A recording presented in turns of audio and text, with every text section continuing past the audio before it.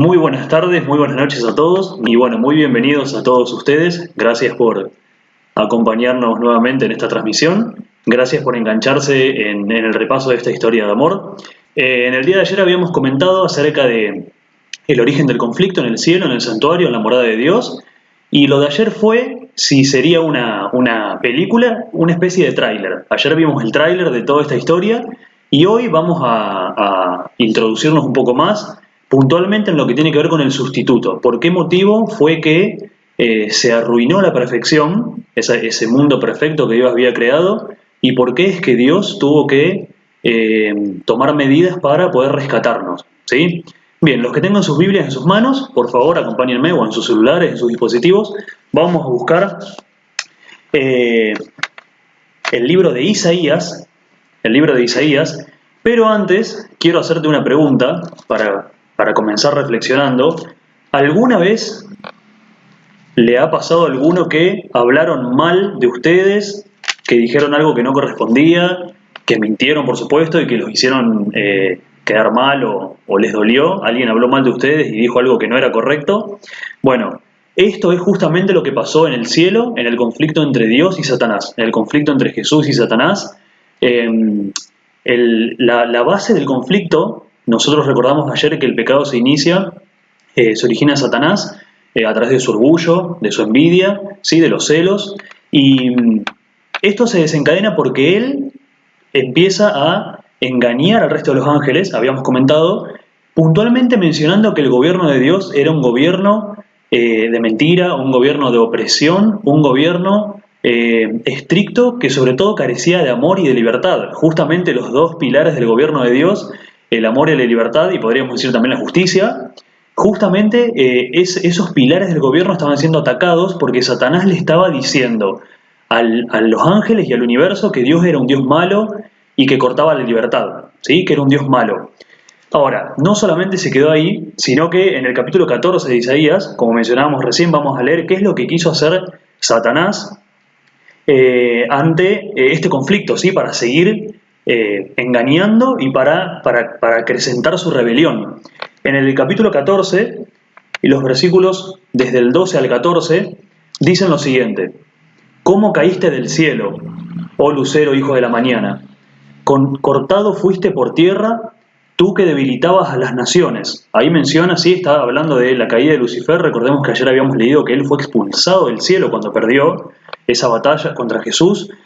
Y dice: tú que decías en tu corazón, y ahora vemos hasta dónde quiso llegar la rebelión de Satanás. Dice: tú que decías en tu corazón, en lo más profundo de él, subiré al cielo, en lo alto, junto a las estrellas de Dios. Dice: levantaré mi trono y en el monte del testimonio me sentaré. Dice: a los lados del norte, es donde habita Dios. Dice: sobre las alturas de las nubes subiré y seré semejante al Altísimo. Ahí vemos que Satanás no solamente estaba engañando y mintiendo y haciendo quedar mal a Dios, aparte de causar confusión en los ángeles y en los habitantes de todo el universo, él quería ocupar literalmente el lugar de Dios. Él quería su trono, quería el poder. Ahí se ve perfectamente cómo Dios cuenta qué es lo que ocurre en ese momento de la historia, que Satanás quiere ocupar su lugar. Entonces, como bien mencionamos, recurre a la mentira y a la falsedad, ¿sí? Entonces nosotros vemos que en este momento de la historia, de todo el universo y de la humanidad, vemos que Satanás pone en tela de juicio el carácter de Dios. Porque cuando hablan mal de alguien, como hoy mencionamos, si alguien habló alguna vez mal de usted, se genera la duda y las otras personas que escuchan esa mentira tienen derecho a dudar porque no conocen la verdad.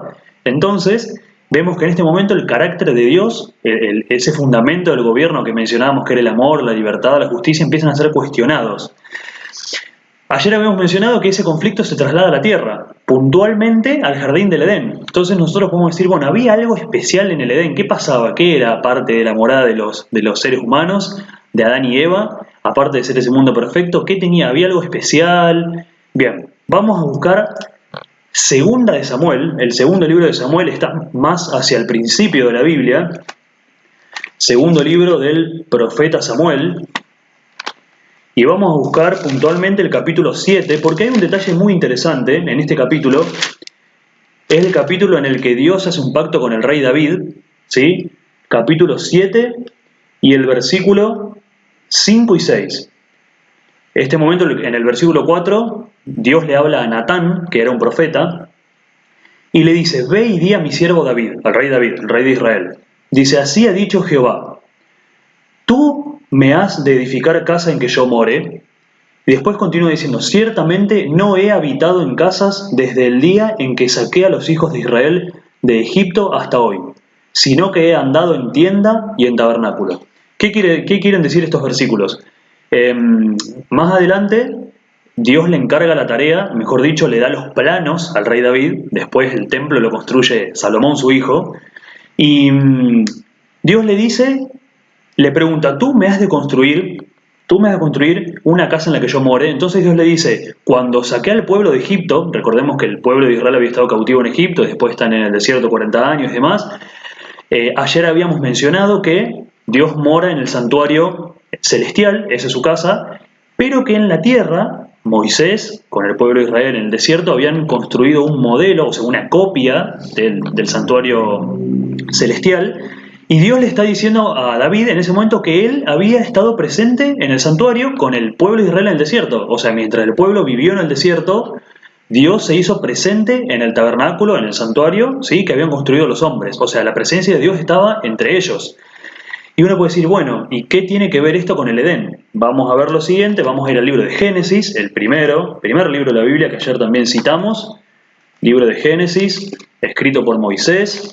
Vamos a buscar el capítulo 3 y vamos a ir entrando un poco más en detalle. Capítulo 3, recordemos que desde el versículo 1 hasta el 6 se ve la conversación entre Satanás y Eva, donde ella elige desobedecer a Dios, pero vamos a centrarnos en el versículo 8.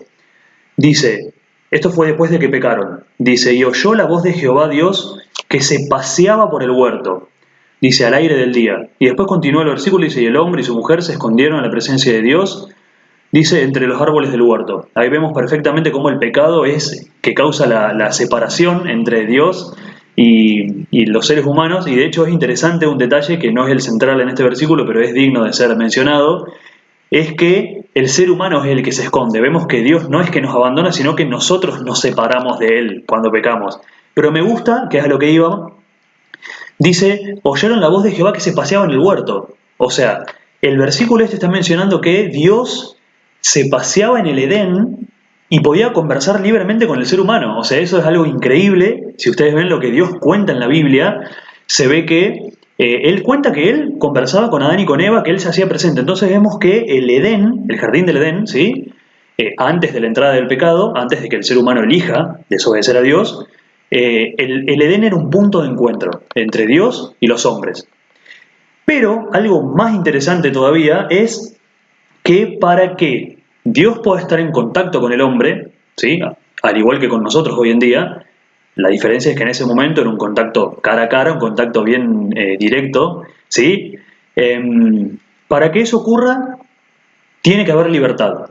O sea, Dios quiere conversar con nosotros, Dios quiere comunicarse con nosotros, pero nosotros queremos comunicarnos con Él también. Ahora, ¿qué pasa, por ejemplo, si yo algún día, por ejemplo, conozco una chica, me quiero poner de novio con ella y ella no quiere? Yo no puedo obligarla a que esté conmigo, ¿sí? Es como una relación, la relación entre el hombre y Dios es como una relación entre dos personas.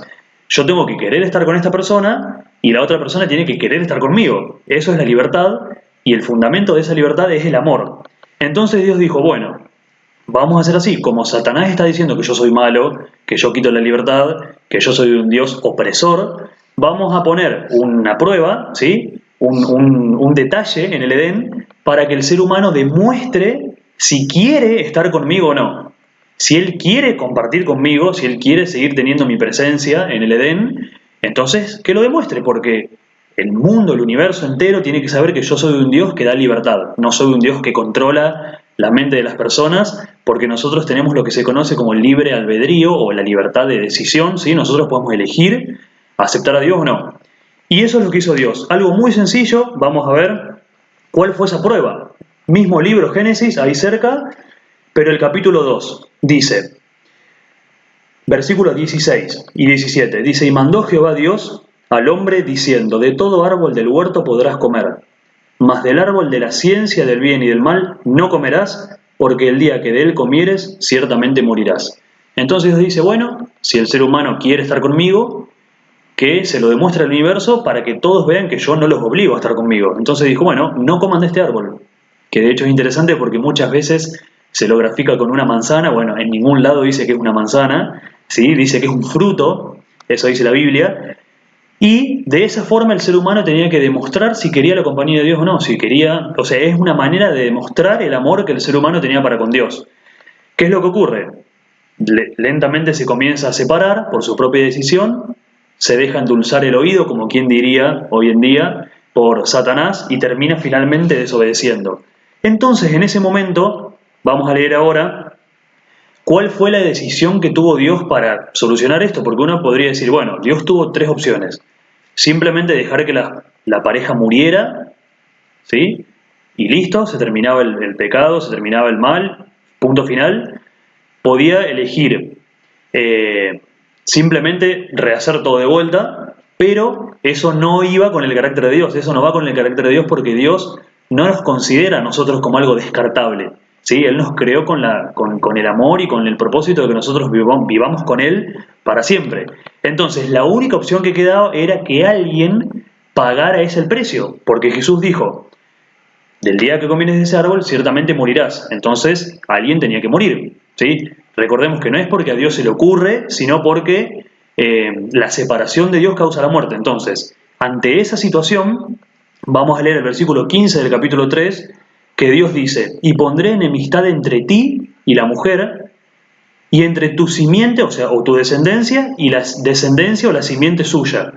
Esta te herirá en la cabeza y tú le herirás en el calcañar o en el talón, como mencionan otras versiones. Ahí está hablando, Dios le está hablando a Satanás, a la serpiente, y le está hablando a Adán y a Eva, y le dice, bueno, entre Dios y Satanás va a haber conflicto, entre Jesús y Satanás va a haber conflicto, y va a haber conflicto entre la descendencia de Satanás y los seguidores de él, y la descendencia de Dios y los seguidores de Dios. Va a haber conflicto porque es imposible que se lleven bien, porque Dios es amor, y paciencia y libertad, y Satanás es mentira, es odio, es engaño, ¿sí? Es orgullo, o sea, es imposible que se lleven bien. Entonces vemos que ahí comienza el conflicto, pero Dios dice que va a haber una solución.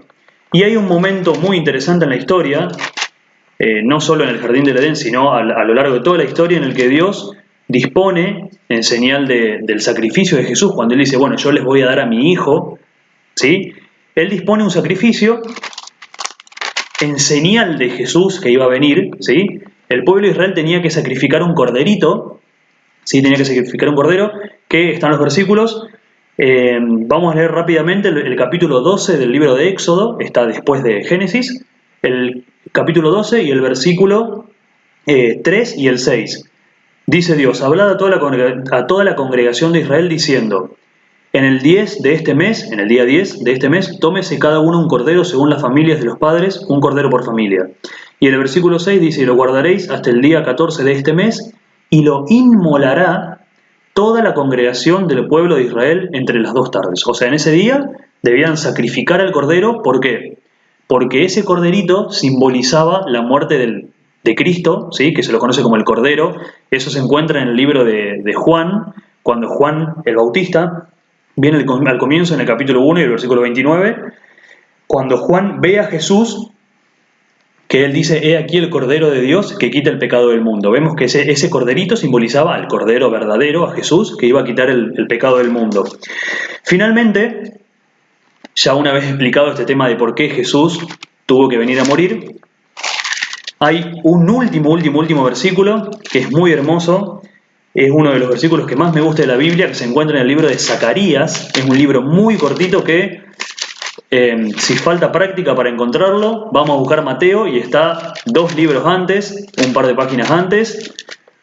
Antes de Mateo está Malaquías y antes está Zacarías, el capítulo 13. Vamos a ver que puede decir, bueno, ¿y yo cómo sé que esto fue así? Sí, bien. Hay una parte en la que Dios nos invita a creer y nos da muchas señales, ¿sí? de su amor, de su compañía, de su intervención.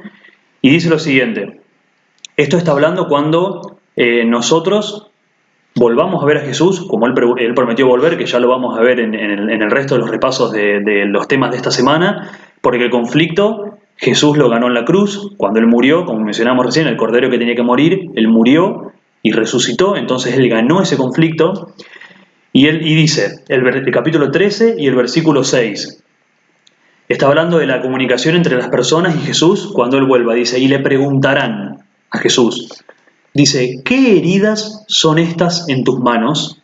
¿Sí? Las heridas de los clavos de la cruz. Dice, y Él responderá, Jesús nos va a responder, con ellas fui herido en casa de mis amigos. Entonces nosotros vemos, queridos amigos y hermanos y familiares y oyentes, que esas marcas van a perdurar por toda la eternidad. Vemos que son marcas de amor, como veníamos mencionando, que es una historia de amor. Vemos que van a quedar como el único recuerdo entre la señal de amor y ese sacrificio por nosotros que Jesús decidió hacer libremente para pagar el rescate de nuestra vida. Los invito a que podamos orar y reflexionar y dar lugar a que podamos conocer a Dios y conocer a esa persona que dio una demostración de amor tan grande por nosotros. Padre nuestro que estás en el cielo, te queremos agradecer, Señor, porque dejaste este registro en la Biblia, en tu palabra, porque quisiste que todo esto quede registrado para que nosotros podamos estudiarlo y conocerlo y recordarlo, Señor, y sobre todas las cosas aceptar ese sacrificio que hizo Jesús por nosotros, porque sabemos que sin Él la vida es mucho más difícil, porque, por ejemplo, no tenemos esperanza, y te queremos pedir entonces que nos ayudes a poder conocerlo y creer en Él, creer en lo que Él ha hecho por nosotros, y sobre todas las cosas decidir entregarle nuestra vida, nuestro corazón, para que Él pueda obrar y para que nosotros podamos ser felices ahora, Señor, y por supuesto para toda la eternidad. Te damos muchas gracias por eso, te damos muchas gracias por todo este repaso de la Biblia, te damos gracias porque nos diste a tu único Hijo, Señor, para que pague el precio por nosotros, y te damos gracias también porque queda demostrado que siempre has querido intervenir en nuestra vida, en nuestra historia, para vernos felices, Señor, y para poder recuperar todo aquello que se perdió. Te damos gracias por todo, en el nombre de Jesús.